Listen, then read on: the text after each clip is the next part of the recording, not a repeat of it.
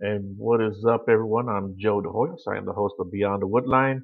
Um, just real quick, any of you guys have strange encounters, experiences of the strange and unknown, man, hit me up. I got my email scrolling across the bottom of the screen there. Um, whether it's cryptids, paranormal, UFO, alien stuff, or anything else strange, Um, I'm really trying to get into people who might have strange dreams and maybe dreams that seem to be a little bit more than dreams. So I'd like to talk to some people about that. So if you guys are interested in that, let me know, man. I'd love to get you on the show and we'll talk about that. In the meantime, man, I got my good friend here, Chris Spencer. How you doing, Chris? I'm good. Cool, man. And you've got some pretty good weather compared to me, I guess. Yeah. Yeah. Yeah, so you're up there in Washington. Have you been there your whole life? Yep, I was born and raised here. Haven't gone very far. So, Okay, yeah. Well, same with me, man. I've been here in Texas my whole life. I actually almost moved to Ohio in April, but that job fell through. But yeah, I've been in Texas my whole life, man, and unless something spectacular happens, I'll be here longer.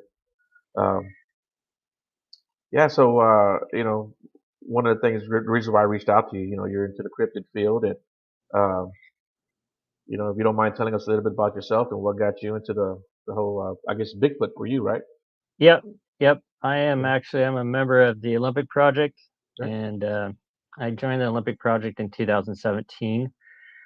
But I've always had an interest. I was born in the 70s, so In Search of was one of those shows that I saw that everybody my age has seen and talks about. And um, basically, I grew up hunting and fishing, outdoorsman. Um, had a I went to WSU in 91, and I actually had Grover Krantz as my anthropology professor for Anthro 101, and I had no clue what he was. He did devote one lecture every semester to Sasquatch, Right. and that's the first time I knew who he was. That he was actually um, an actual scientist interested in the subject. And yeah, I had an interest before, but that really piqued my interest because up to that point, I had no idea an actual real scientist or accredited college professor was showing interest in this, and that the uh, the lecture was awesome. It changed my point of view on a lot of things. That spring, it was actually spring of '92, I believe, because his book Big Footprints came out the same time he gave this lecture, and I actually bought the book and got him to sign it for me. And but it's one of those deals. I have the notes somewhere in a Right. box in my garage, but I wish I had a tape recorder at the time because he covered the Patterson Gimlin film. He actually had a third generation copy of it, and he played it on an actual uh, film projector Okay. and went through it and explained why he believed that was a real animal. And uh, honestly, I came away from that lecture believing that that was a real animal in that movie. So that was kind of my introduction to Krantz, and his way of thinking has kind of really influenced me.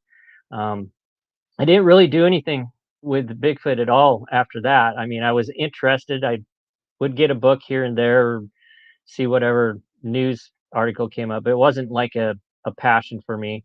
And life goes on. I got married, got a job, and in 2011, I actually was out fishing on Rife Lake, which is in the Central Cascades of Washington. There's actually a history of activity around that lake, and I was in a bass club at the time. I Bass fishing is my deal, or was my deal till Bigfoot. And um, me and a friend were tossing crankbaits paralleling the shoreline, and the shoreline we were on was the South Shore, which is butt up against the Gifford Pinchot National Forest, and it's basically straight up and down timber where we were at, but we could hear something large paralleling us for about 45 minutes, and ever so often it was like a big branch break, like it was doing it on purpose. Mhm. And I said something to my partner, who's a total not into Bigfoot at all, and he just kind of blew it off. He's like, "Oh, it's elk." But we got to a point where we were on a creek and we started catching a lot of fish. So fish on, we fished for about 30 minutes till the bite was off, and he decided he wanted to run up the river and well, up the lake. The lake's a reservoir, anyways. And we're buttoning things up, putting our poles down, and he's lowering the big motor, there was a pow, big knock just in the timber. And I kind of looked at him and he just laughed. He goes, "Oh yeah, it's Bigfoot." And that was it. But after that, I started actually looking into YouTube. I actually contacted the BFRO about that because I at that point I didn't really know anything about knocks. I hadn't heard that that was a thing with Bigfoot, and that's when I found out that yeah, the knocking is kind of a part of the whole deal. And so by 2011, I was interested again, and I was actually following the YouTubes um, and podcasts. I got into podcasts and never listened to podcasts before, but I started listening to quite a few podcasts. And in 2013, my son was 13. I had bought him a tent for Christmas, and his spring break it started April 5th, and he wanted to go use his tent. Well, we're in Washington, and it was a cold year, so we still had snow at the 2000 level in April, and it was wet and raining. I'm in Western Washington. I was like, well, we'll go east. We'll get on Highway 14 and drive out east, see if we can find some better weather. And we end up in Skamania County Campground, which is just a little campground right off of Highway 14. It's right on the Columbia River, and it's right by the Wind River. And we were the first people there. The campground had opened April 1st. We were there the 5th, and there was no one else there. And we set up our camp and right on the water and kind of started exploring around. And we walked up the shoreline. We found an area where someone had been walking down to the shore, and there was a big degraded human shaped footprint in the sand, kind of there going up the hill. And my kid had jokingly said, "Oh, Bigfoot, Dad." And I'm like, "Yeah, right, whatever." And we kind of followed up into the trail, went into a trail, went back towards the campground. And I had noticed in the trees, not on the shore, there was all these freshwater clams that were just open and clean. They weren't chewed on or nothing. And ravens and jays and stuff, they'll pick up those at low tide because of where we were at. When they raise and lower the dam, there is fluctuation in the water level, and sometimes it exposes the freshwater clam beds. And anyways, birds could have taken them back there, but I just thought it was mentally. I took note of it. It was kind of odd. They were all just clean. They weren't chewed on, and they were back in the timber. And we got going a little ways closer to camp, and we kind of came around a bend, and here's this vine maple freshly twist broke and pushed behind a fir tree, and it's up about 6 feet up. And I don't know if you know about vine maple. It was 2.5, 3 inches thick, twist broke. That's not something easily done by a human being. And I looked down, and in the pine, because it was all pine needles and kind of leaf refuse on the floor, or the forest floor, and there was a fresh impression, 18 by 9 inch impression, and you could kind of see toes in it right below that limb twist. We got excited and we started looking around. We actually found another impression matching the same dimensions. It was 18 by 9 inches. Found a bunch of younger fir trees, maybe 20 feet tall, at the 12-foot level, snapped off.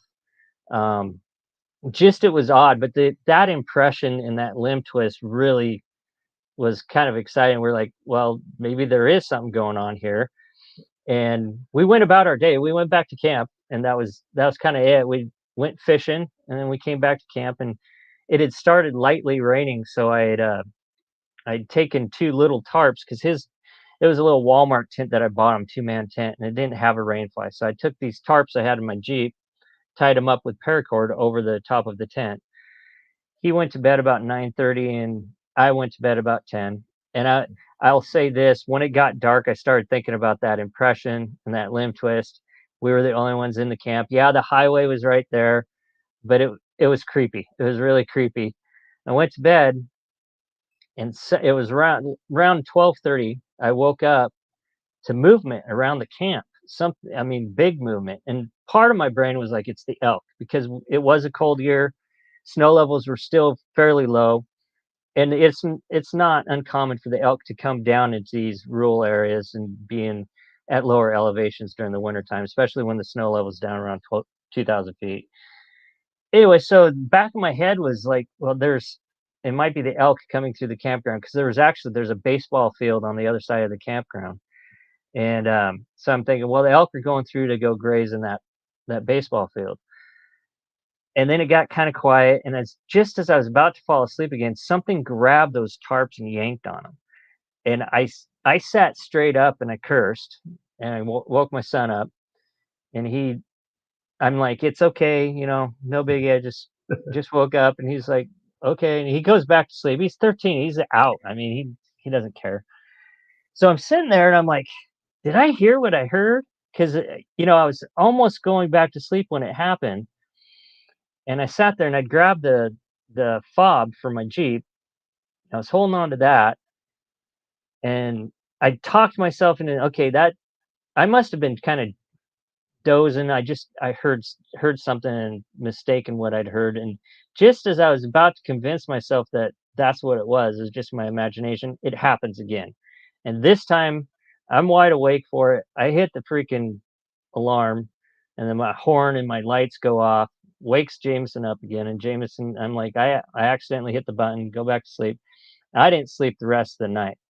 Um, Nothing else came towards our tent after that, after I set that off. But I did hear movement every so often around the camp. And at one point, because we were by the water, I heard something down in the water splashing around.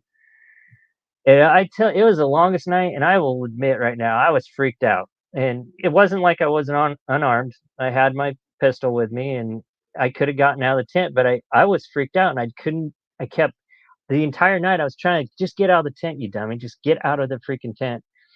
And it was pretty much quiet most of the night, but every so often I'd hear movement. Mhm. Anyways, around 4 a.m., right behind our tent, back 50 yards maybe, pow, a knock. And I laid there, and it was about 10 minutes later. I'm like, I'm getting up. And I got out, started a fire. I waited for Jameson to get up. And when Jameson got up, I asked him, I was like, what'd you hear last night? And he goes, I heard you cussing, and then I heard the Jeep's horns and alarm going off. I go, you didn't hear anything else? And he's like, no. And I told him what I heard, and he goes, I don't want to stay here again tonight, Dad. And we didn't. We packed up and we left. So after that, that's when I was like, I'm going to actually really look into this. And I'd listened to David Ellis and Shane Corson on different podcasts. And David Ellis is always talking about audio, and that's something that really interested me, just putting an audio recorder out in the woods to see what you get. And so in 2014, I went all over Skamania County. I actually went back to that campground a year later, and the county had come through and just cleared it out. There was no brush. You could see for days in it. And I was actively looking for an area to start recording in. I'd bought a little Tascam DR05 recorder, and I went hiking all over the place, and it dawned on me, I was like, I need to go where there's animals, because if Bigfoot is a thing, they're going to be at the top of the food chain, and they're going to be where there's animals, elk specifically. And I know an area that's not far from where I live where the elk winter every year, and there's just a high concentration of elk in the winter and in the spring. They calve in the same area. So I started going up in there February of 2015 and started leaving my recorder out. And several months into it, I started picking up some suspicious stuff. I think the first suspicious thing I ever recorded was a power knock. Um, And of course, I started learning about the animals, and I started talking to David Ellis. I actually signed up for one of the OP's um, expeditions. They don't do them anymore, but back then they still did them. And I went on that expedition, got to meet Shane in person and Derek and David, and we became friends. And David really mentored me in audio review, and we do it visually. We don't listen to our audio; we look at it visually, Right. and that's basically started where I'm at now. And that's what I do. I They asked me to join and joined the OP, and then in 2017, I've been actively going out with Shane a lot, and I'm actively researching the nest area right now with audio recording equipment. So that's about it. But, So yeah. No, man, that's really cool. I like that you guys focus on audio.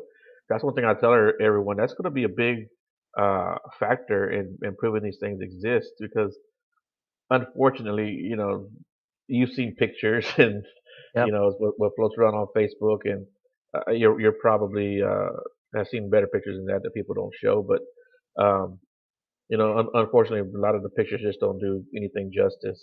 And I I think audio is probably the way to go. It's going to be a big factor in improving the existence of this creature. It's a piece of the puzzle, and I look at this as like you know at least it's something that you could bring away. Like I when I'm out in the woods, I have a recorder. I strap it to the top of my head. I have a recorder going the minute I get out of my rig, and I've recorded experiences that I've had. We've had experiences, um, and the audio is just it's a piece of the bigger puzzle, and it can add more validity to what you experience out in the woods or what's going on. And like I said, I can't claim any of my audio is Bigfoot, Right. but it's suspicious. And there is visual characters to the signatures of every animal that makes a noise. And there are visual qualities to some of these vocalizations that don't match up to your barred owls or your coyotes or your other birds. There are some qualities to them that really look similar to human. Um, and so it's another way of monitoring an area when you're not there too, when you're getting suspicious stuff. And that's kind of our goal right now. We have a sound project going right now where I have long-term units. I call them LTRs. I know some people on back east have LDRs, long duration units, but I s- came up with mine about the same time they came up with theirs, and I called mine LTRs. Anyways, I can record about 50 nights. I just go dusk to dawn. It depends on the weather too. But last year I actually invested some money and bought some SM4s by Wildlife Bioacoustics, and they're actually recorders that wildlife biologists use in the field. They use them to track bats, frogs. There's some biologists in Oregon State using them to monitor spotted owl vocalizations. There's actually a French primatologist. She's using them to track chimpanzee movements in the Congo.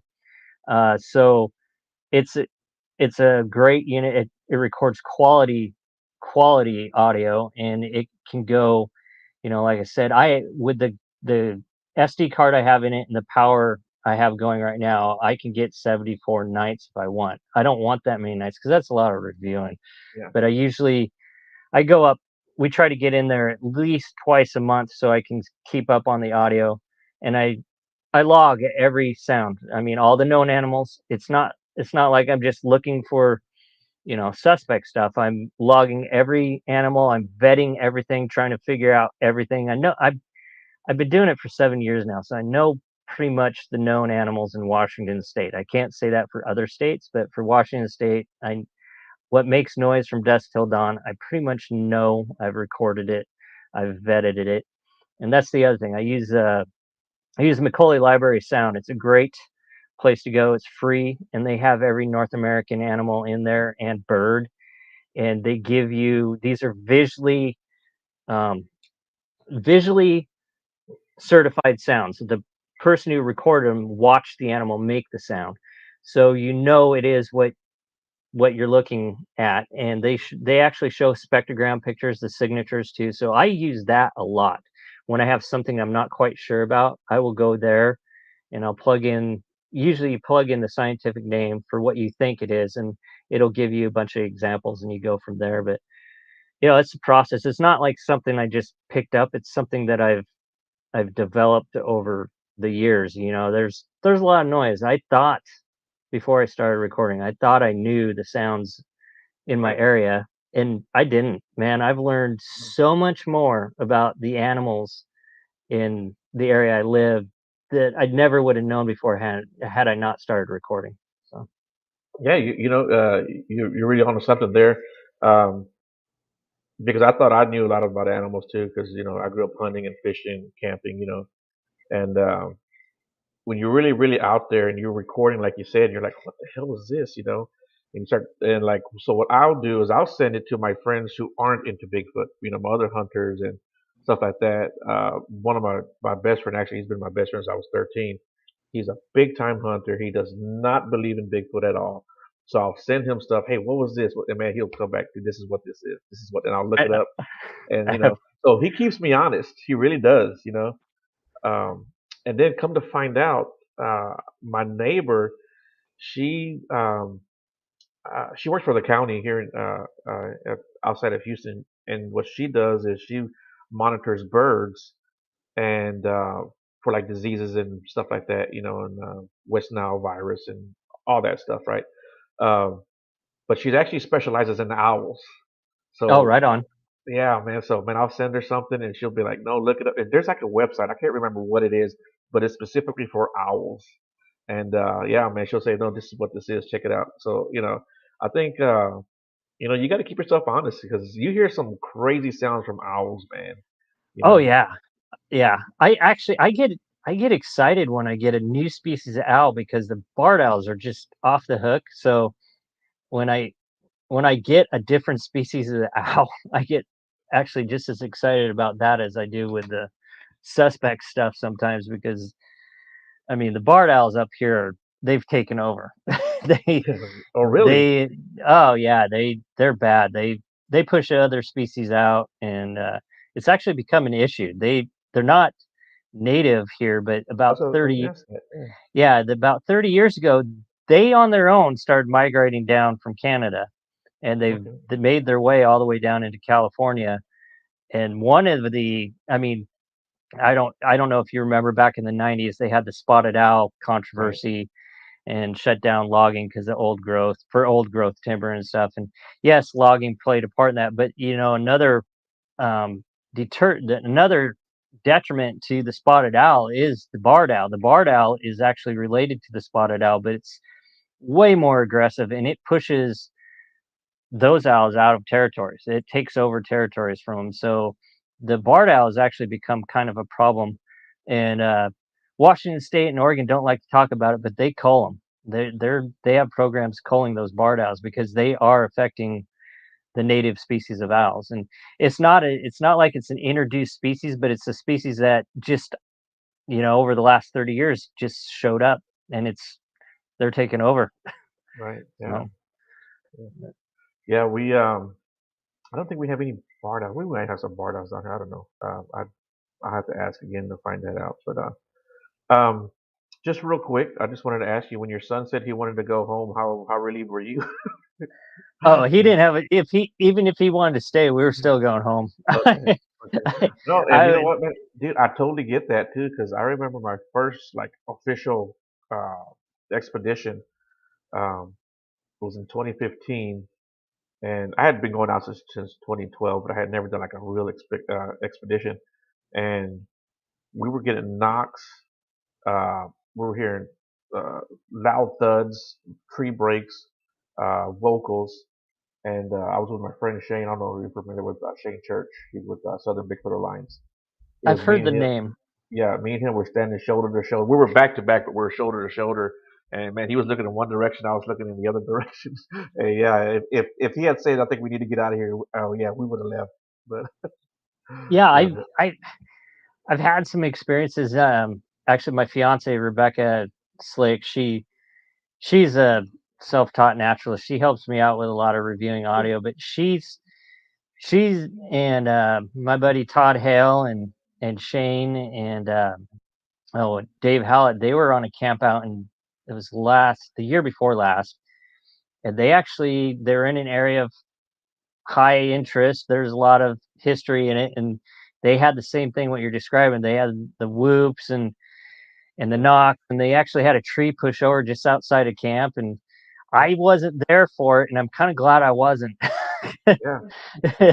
But I got to hear all the audio from it. So Yeah. yeah, Yeah. and I've had other occasions. I've had power knocks go off that were within 50 feet of me, and Wow. you're in pitch black dark, and a power knock goes off.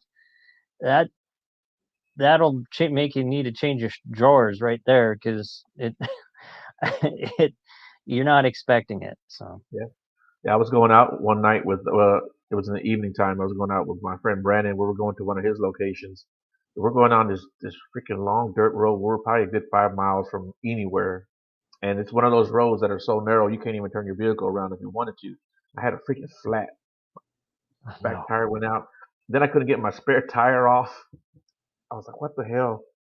And we had a tree get pushed over while we were trying to change that flat. And I was like, yeah, I was like, yeah, we need to get this tire on here and get the hell out of here, you know. the But tree pushovers is a thing. Yeah, I've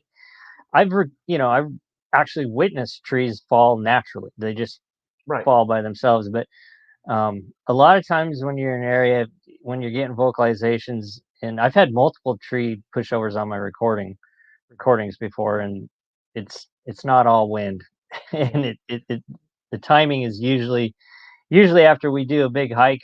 A lot of times because we usually hike hard off trail during the day and then camp out, and if anything's around, if it's going to happen, they'll come in to your camp, and we've had tree pushovers before after doing those big hikes on ridge lines and stuff. So what's your experience with Sasquatch mimicking other animals? Have you experienced that or heard that? I I'm one of those. I'm hesitant to think that they mimic other animals. I'm sure they can. What Mhm, I've recorded, if it sounds like an owl, it's an owl. I've mhm. recorded whistles that are highly suspect. I will say this: I've heard recordings where they're most definitely trying to mimic us. Okay. Um, they're they're what I've recorded is more primate. I've every Okay. suspect vocalization I got has a primate quality to it, and coyotes get mistaken a lot. It Right. took me years to really learn my coyote visually, and you have to use your ears too because that's how you learn the signatures. And there is a tone that coyotes have, and their visual signatures are different than our target subjects. But everything that I put in that suspicious category is primate like. And a lot of this stuff, as far as mimicking, I know David's got some pretty interesting um, audio from areas where he's helping people out where they've had Sasquatch on their property. And he's there's audio that sounds like the Sasquatch are trying to mimic the people on the property calling dogs names and stuff like that. Yeah. So I'm not opposed to mimicking, but I tend to be really skeptical of other animals. I a lot of people want to say they do barred owls all the time. That's a big thing up here. I'm of the camp that if it sounds like a barred owl, it usually looks like a barred owl, and spectrogram as well. It's a barred owl. Um, Not to say that they couldn't do it or they wouldn't do it, but I just kind of I don't I don't pay attention much to that unless I get some audio that definitely points to them mimicking known animals, then maybe I'll change my mind. But yeah, Yeah. When this is over, I'm gonna send you one of an owl, and I'm putting owls in quotes. And I want you to listen to it. And if you want to share it with your friends, that's fine, but don't share it anywhere else. But yeah, I'll send you that, and you can tell me what you think. You might tell me I'm full of shit, and that's fine. But you know, no, it's all right. But the visual signature tells you the story. Mhm. I mean, you can see stuff because I have stuff that um, kind of sounds like known animals, but it's definitely not. And I don't think Mhm. it's the Sasquatch trying to mimic anything. It's just the sound it made at the time, if it is a Sasquatch. Okay. Uh, but they run the full spectrum of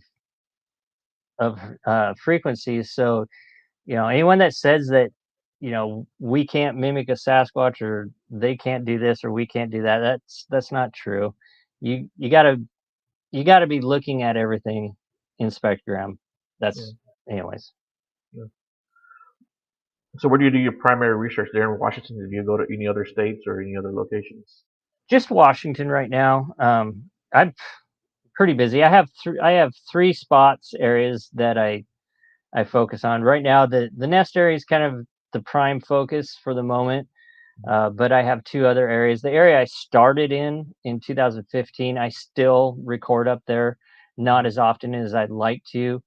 It's actually um, on Weyerhaeuser timber property now, so you have to buy a permit to actually go on their property, which I haven't done the last couple of years. So I have friends that live next to the properties, so I do record up there still once in a while. But I'm hoping in the future to find some different areas, because where I recorded in the beginning, I recorded some cool stuff and um, put together some hypotheses on movements and stuff like that. So, So if you could go and visit a spot, would do you have a spot in mind or a place in mind? oh yeah, oh, outside of Washington, Yeah. ah, I for my job I went to Prince of Wales Island for 3 weeks. I worked in a man camp out Okay. there. Yeah. And I actually brought an audio recorder, and there were a couple nights I picked up some interesting percussives outside our camp. And our man camp we were 3 hours away from the nearest civilization. So it was interesting. I would love to delve more into southwestern Alaska, and because Oh the yeah. climate's very similar to where I'm at. Um, and of course, you got a lot more bears, but there's a lot of history up there, and I think uh, I think there's some potential opportunity up there. If I could devote a little more time outside of Washington, that would be a cool place to go. Right. Yeah. Yeah. Yeah. I've been lucky enough to go to Falk, Arkansas. Oh, That was right one of on. my. Yeah. Yeah. I was actually I got really really lucky. I got to go into the Crabtree property. Um, Cool. and that was really really cool, man. I think I was probably one of the last people to go there because uh, the Crabtree they wound up selling that property shortly after that. But yeah, that was one place I really wanted to go, and I was able to go there. That was I don't know 4 years ago, 5 years ago, I think. Yeah. Actually, there is one other place. I don't know why I didn't think of it first. I'd love to go to Area X in Oklahoma. I Oh would yeah, I would love to go there. They've got some cool audio. They just released some audio, and what's great, they've got interactions of these things coming up close, and some of their audio is just fantastic. yeah, Um, and I would love to go into an area like that. That would yeah, be that would be fun. yeah, yeah. Well, scary maybe, but fun. Yeah. Yeah, I primarily do my research here in San Houston Forest, which is about an hour north of Houston, and which is a active area. And it's a really cool, kind of a strange place, man. You kind of get sightings all year long. Maybe not as much in the summertime, but you still get sightings, you know. Um, so that's one of the. It's like, dude, it's an hour away from me. You know, why would I want to go Yeah, anywhere else? yeah, It's so huge. yeah. It is so huge, man. And um, we got really lucky. Well, I say I got really lucky. I ran into a guy. He had an encounter in the Sam Houston in a place no one had ever really gone to, you know, and it was all accidental. And so we wind up going there now, and so we're very very careful on who we tell about this area because I mean it's way back in the woods, and this is a place that no one goes to, you know. That's what you got to do. Yeah, yeah, Absolutely, yeah, what you yeah. got to do. And that's another thing. The Sam Houston it's well known for its experiences and encounters. There's a couple of places, you know, that people know. So when you go there, you got to kind of be careful on what you're really hearing and what you see, because um, and I know a lot of the researchers here. So when I go to Sam Houston, I let other people know, hey, this is where I'll be. I'll be here. Let me know where you're at. That way, we get something on audio.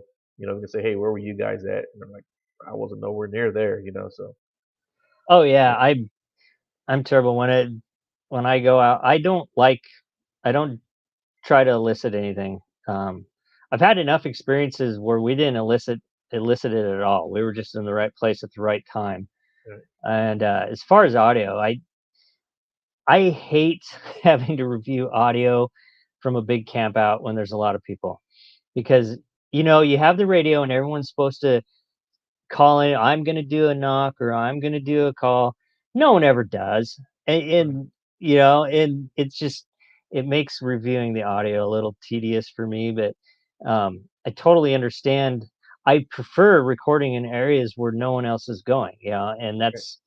that's I try to find these out of way places in you look at sighting reports and you kind of get a picture of areas that the Sasquatch are using, and we're trying to put some patterns together. And those are areas I put my audio out in, and they're not necessarily areas that people are going to all the time. But there's quite a few hot spots in Washington where if you're into Bigfoot, you know about it, and you have to always be careful when reviewing audio from those areas because there could be another Bigfooter in there making noise.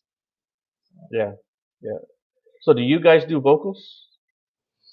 I have friends that do Mm. vocals, but if I'm part of it, I usually we don't do vocals except for the last night. We have nothing happen because we try to go out for 4 or 5 days at a time. If we have absolutely nothing happen, then we might yell, just hey, like human yell. We won't do whoops or knocks or anything like that. But generally, I don't like doing that. But I have friends that do that and have success with it. So Yeah. I don't. That's just me, just because I don't like reviewing the audio and then having to make phone calls. Did you do this? Did you do this? Where were you at this time? Yeah, and that's just me. But I'm not opposed to trying to elicit stuff as long as if you're going to do it and you're recording, just make sure you're taking lots of good notes. That's the other thing. When I'm out in the field, I've not always in the past, but recently have taken to writing a lot of notes, taking a lot of notes while I'm there. Um, because even recently we've had stuff happen on campouts, and I've been able to go back to my field notes and know exactly what I was thinking when this happened, Mm. or what was actually going on.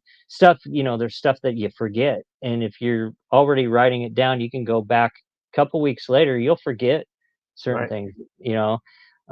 So that's something I'm trying to do better at because yeah, I have a recorder on my head, and I always have the head recorder. I can check that audio, but it's good to also pencil in your notes before I go to sleep every night. I try to write in what happened during that day, and it's actually helped out when reviewing audio later on because I forget, and you have well, I said this was happening at that time, so you know, Right.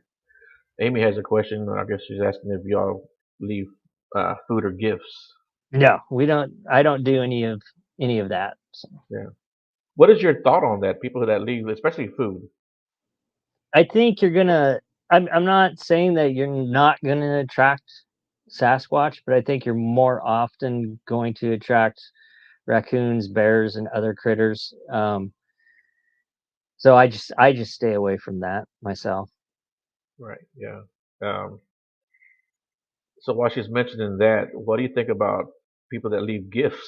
And and I'm not judging anyone. People say they have like a gifting stump or what have you.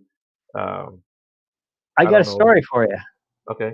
Okay, so back in May, I was camped out in an area of interest with a friend of mine, Nathaniel Bronis, and he was camping by himself for the whole week, but I came up for 3 nights hang out with him, and it's in an area where we get a lot of activity, where there's been a lot of sightings, and he's had some really intense experiences there. So he had brought this ball that when you bounce it or throw it, it'll light up and flashes light. So at night he was throwing this ball up in the air, and then every morning he would set it. He had a piece of firewood next to the fire pit, and he would just put that ball before he went to bed right on that firewood block. Well, a couple mornings go by after he'd been there a while, he noticed the ball would be off that, and he'd look around, and he'd find raven feathers. Hmm. And some people might be, well, Bigfoot's gifting you raven feathers or something. Well, what it was the ravens. He got up one morning and went out, and here's these ravens, and they're all standing around this ball, looking at this ball. Hmm. And then the next morning he comes back, the ball's knocked on the ground again, and there's a penny on that piece of firewood where he'd been keeping the ball. The ravens had brought back the penny. Right. Ravens are crazy birds, and they will pick up stuff, and they'll gift you, and they'll take stuff. Yeah. Yeah. So They're like pack rats. yeah, Yeah. Yeah. exactly. So as far as gifting, I think I'm not saying that Bigfoot couldn't do it, but I think known animals interact with your gifts more often than not. Yeah. Yeah. Yeah. I mean, some people do, and that's fine. And you know, me personally, I would have to see it to believe it. Yeah, that I'm the same way, Right. and And I'm more about how should I put it? I'm really focused on I want good evidence, and yes, audio can be ambiguous, but it's something recordable. It's something that you can get data from, and who knows in the future, because I keep everything. I have so many hard drives full of audio. Who knows, somewhere in the future someone might be able to use that for their research down the road or whatever. um I The gifting thing, the food thing, it's too ambiguous to me. There's not, unless you got a game camera there and you're getting pictures of Bigfoot messing with this stuff, it proves nothing for me. right. Right. If that makes sense. And I'm not saying that it's bad. I'm just saying that's not how I choose to research. Right. I do have a friend that does the food thing, and one of the most compelling, I guess, experiences that he had was he left a jar of peanut butter out, right? Brand new Hmm. jar. He left it out there for, I don't know, a weekend or what have you. It wasn't very long. And when he went to go check it out again, it was still there. He opens it up and he looks, and it's like someone took a big scoop out of it. There was a one just one scoop, and that was it. So I don't know, maybe a homeless person came along and found Yeah, the jar, that's and that, and you that's it. know, Well, that's the other thing is, a lot of times, and I was guilty of this when I first started. I thought I was going to areas that no one else was going to. mm, There's no way another human's going in here. And then I started doing game camera work and right, plot watcher work. And guess what? I was finding out, yeah, actually, a lot of people are going to where I think nobody's going.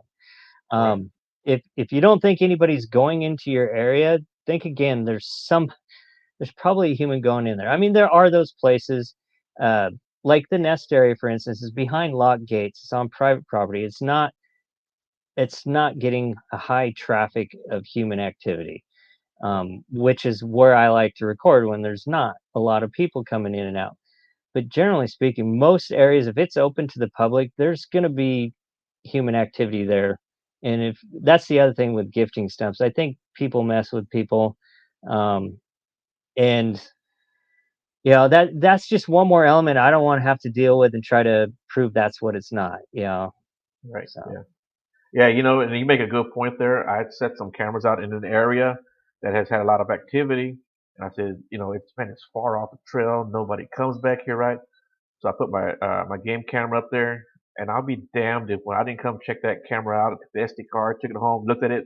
You can see two guys walking by, and a guy goes, "Hey, look, there's a game camera there. You can hear them on the camera on the video." I said, "God bless it." yeah, Yeah, yeah.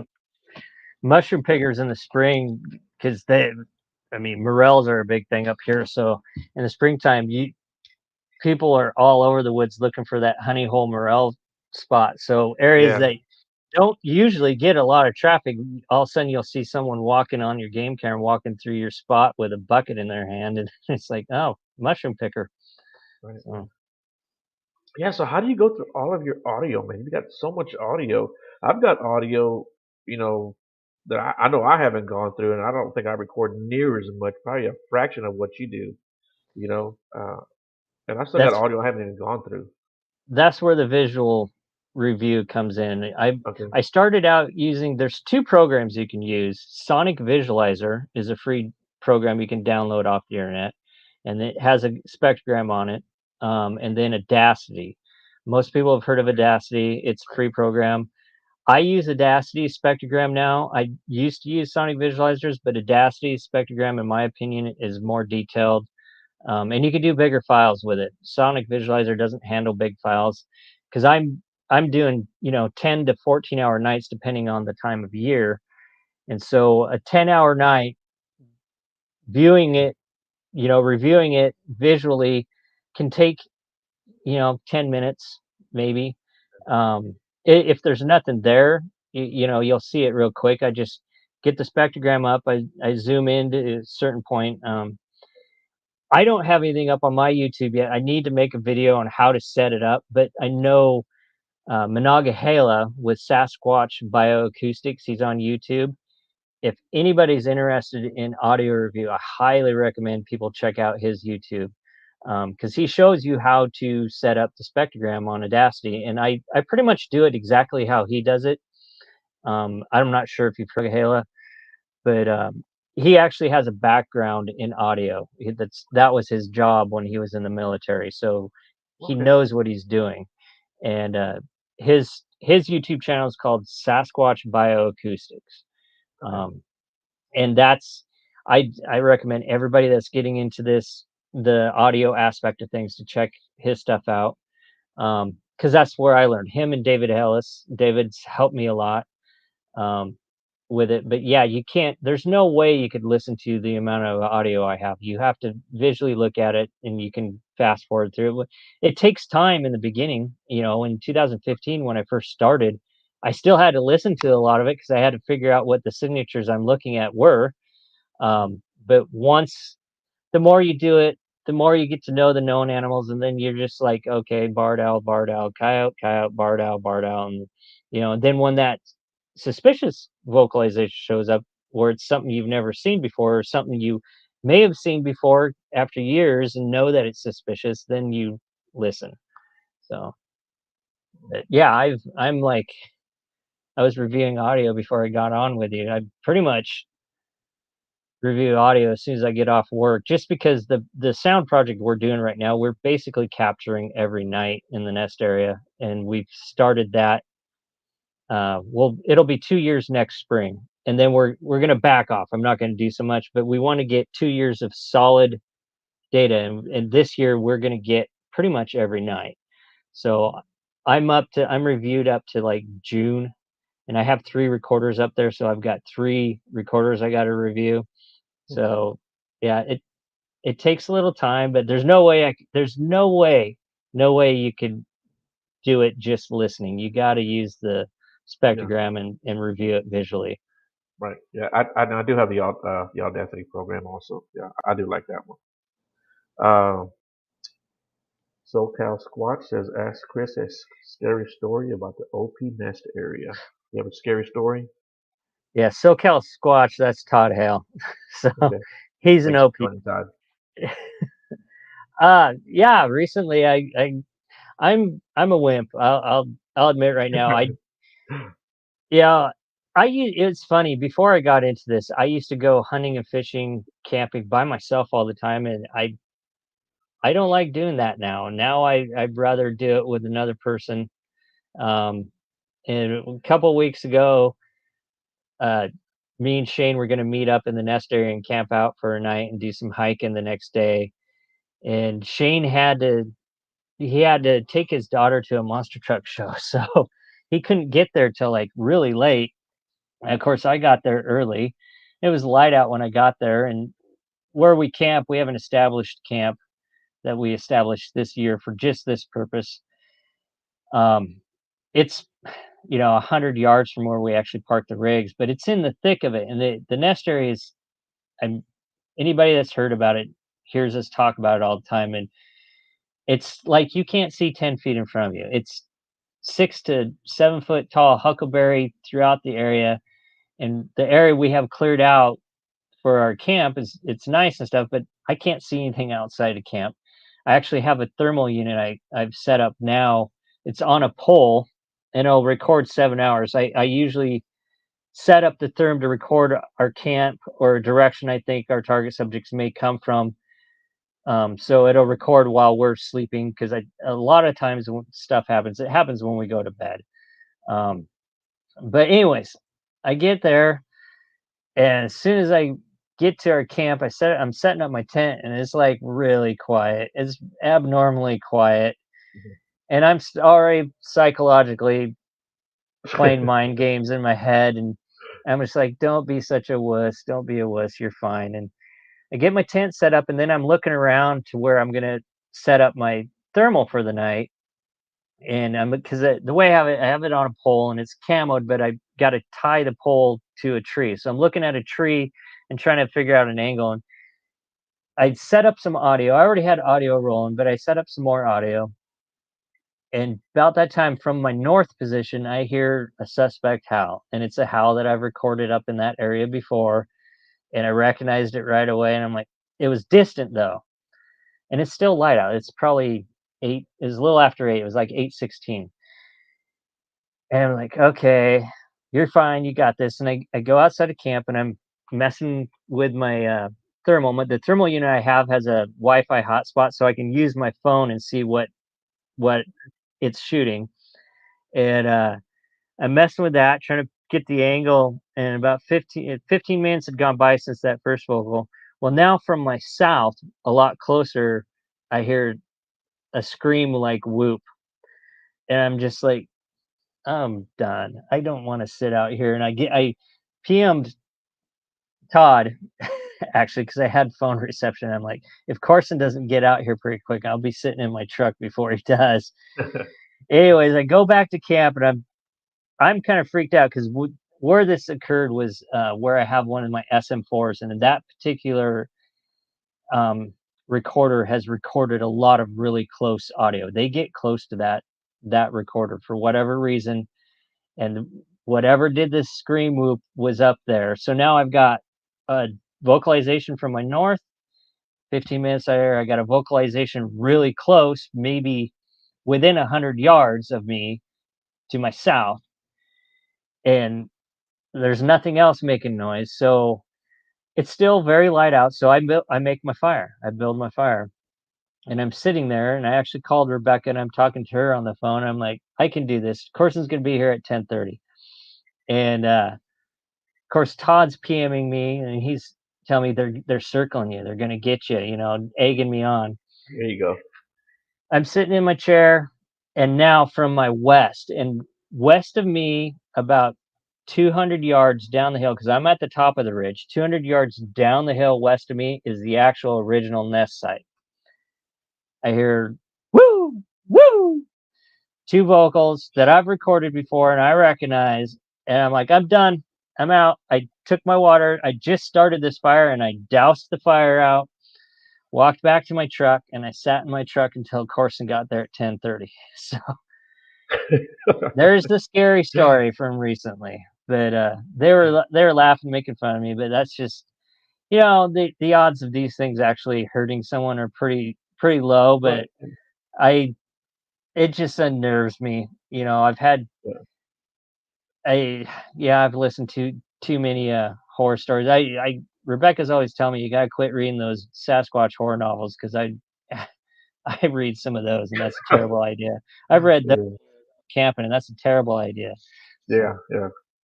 Yeah. uh, Just so Chris Patty, good friend of mine. He asked parabolic mics useful. If in, so, in tips some and tricks. in some cases, like if you're gonna be there, if you're there and you have an idea of you know where stuff is happening, yeah, I have a parabolic mic I've used on campouts and stuff. But if it's audio you're leaving and you're going to be leaving it for a night or two in an area, um, I would not use a parabolic mic because you want the 360 effect. You want to get the best recording possible. And most recorders, like when I started out with the Tascam DRO5. I think they're called DRO5 X's now. They're an affordable recorder. They record pretty good sound. They get 360 stereo audio, and you position that recorder. It has two mics, and it tells you left and right position. Take note of which position that mic is, and when you're reviewing in Spectrogram, it'll show you the left mic and it'll show you the right mic. And based upon how hard a vocalization is hitting to one of those mics, you can get some directional information on where that sound is coming from.